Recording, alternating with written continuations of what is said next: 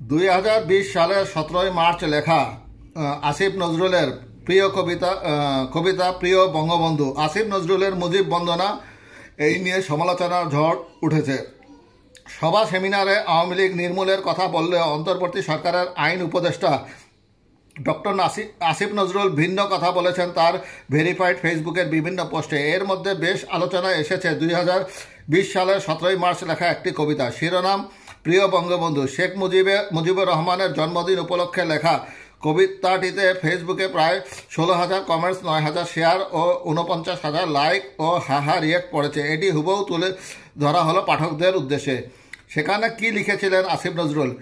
লিখেছিলেন, প্রিয় বঙ্গবন্ধু, আমার ভালোবাসা নিন, আমি আপনাকে ভালোবাসি। আপনাকে ভালোবাসতে হলে আওয়ামী লীগ হওয়ার প্রয়োজন নেই লোভী হওয়ার কিংবা ভীত হওয়ার, একচোখা বা মন গড়া ইতিহাস গড়ার প্রয়োজন নেই, মানুষকে দুঃখে রেখে আতশবাজি উল্লাসের কিংবা বাধ্যতামূলক বা চতুর বিনয়ের। আপনাকে ভালোবাসতে লাগে কিছুটা বিবেক, কিছুটা যুক্তিবোধ, নিজের মানচিত্র চেনা আর সামান্য একটু মনুষ্যত্ববোধ।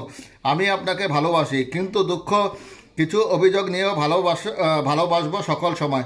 কারণ আপনার কাছে আমরা পেয়েছি অনেক অনেক বেশি। কারণ আপনি তুলনাহীন আত্মত্যাগে, সাহসে আর দেশপ্রেমে।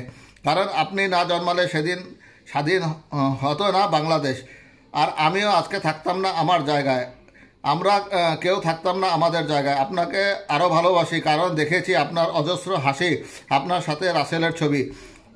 প্রিয় বঙ্গবন্ধু, আমার ভালোবাসা নিন, জন্মদিনের শুভেচ্ছা, আল্লাহ আপনাকে ভালো রাখুন। উপদেষ্টা আসিফ নজরুলের লেখা এই কবিতার নিচে মন্তব্যের ঘরের অধিকাংশ মন্তব্য তার বিরুদ্ধে। হাসান মাহমুদ নামের একজন মন্তব্য করেন, যদি আপনি তেলবাজির জন্য লিখে থাকেন তাহলে ব্যাপারটা ভয়ঙ্কর, আর যদি নিজের বিশ্বাস থেকে লিখে থাকেন তাহলে আরও ভয়ঙ্কর। আপনার বর্তমান পদের সঙ্গে আপনার বিশ্বাস বা তেলবাজি কোনোটাই যায় না, আপনার উচিত পদত্যাগ করা। মোহাম্মদ এলাহি বক্স মন্তব্য করেন, আপনার ছল ছাতুরির কারণে গণঅভ্যুত্থান ব্যর্থ হতে বসেছে। আশফাকুল আলম হুসাইন বলেন, 40,000 জাসদ হত্যাকারীর জন্য এত প্রেম, হাজার হাজার জামায়াত বিএনপি ভারত বিরোধীর খুনি হাসিনার প্রতি প্রেম লুকিয়ে রাখছেন কেন? মোহাম্মদ রাশেদুল মামুন লেখেন, আপনি আসলেই আওয়ামী লীগ।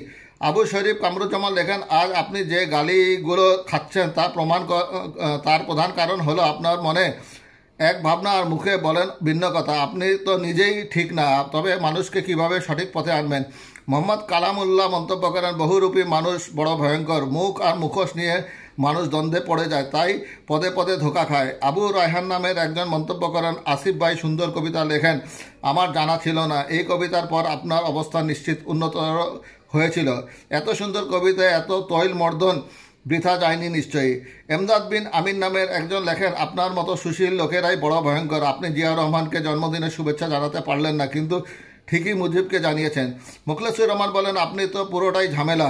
32 নম্বর ভাঙা হলো ফেসিবাদের আতুর ঘর বলে।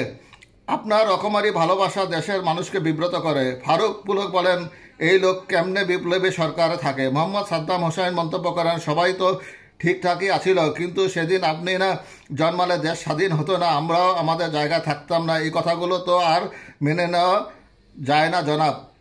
আসাদুজ্জামান হিমেল লেখেন, স্যার আপনাকে আমি অনেক ভালোবাসি, আপনার পোস্ট সবসময় নজর দিই, কিন্তু একটা লাইনের সঙ্গে একমত হতে পারলাম না। সেটা হলো আপনি লিখলেন আপনি জন্ম না হলে দেশ স্বাধীন হতো না। আপনাকে আমি বলতে চাই, এই দেশ আপামর জনতা স্বাধীন করেছে, তার জীবন বাজি রেখে শহীদ প্রেসিডেন্ট জিয়া রহমান যুদ্ধ করেছেন, স্বাধীনতার ঘোষণা দিয়েছেন, এটা তো পানির মতো পরিষ্কার।